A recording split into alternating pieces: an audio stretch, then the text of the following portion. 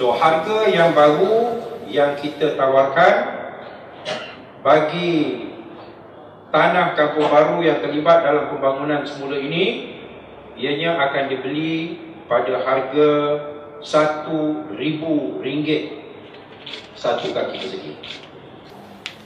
Manakala baki 150, ulangannya adalah dalam bentuk pegangan saham dalam syarikat tujuan khas ataupun SPV yang akan ditubuhkan kelak.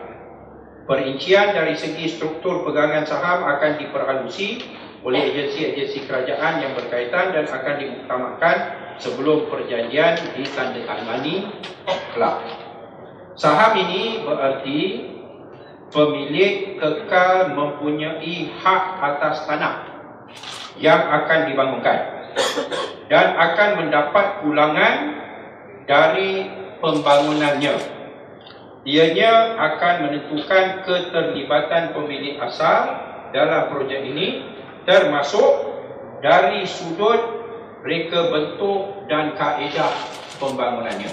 Yang kedua, tawaran yang kedua, bagi pemilik-pemilik, selain daripada dia dapat yang RM1,000 sekaki persegi, dia akan juga dapat potongan harga sejumlah 15% kepada pemilik tanah yang memilih untuk membeli hak tanah dalam pembangunan yang akan dilaksanakan kelak.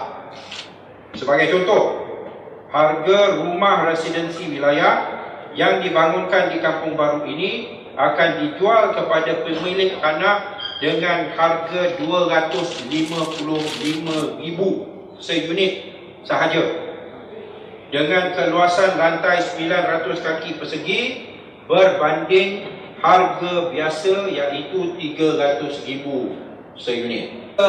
Kabar angin dan tomahan dan dakyah yang kata saya nak halau orang Melayu keluar daripada Kuala Lumpur lah, nak supaya orang Kampung Baru ni dihalau keluar lah dan sebagainya, adalah tidak benar. Apa yang kita nak mereka datang balik, mereka ada saham. Satu, dia orang ada saham.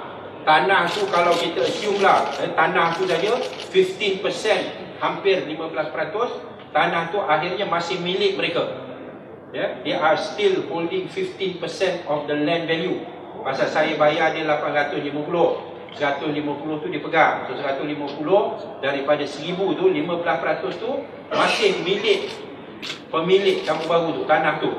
So bila dia ada saham dalam tanah tu, dia boleh bersuara.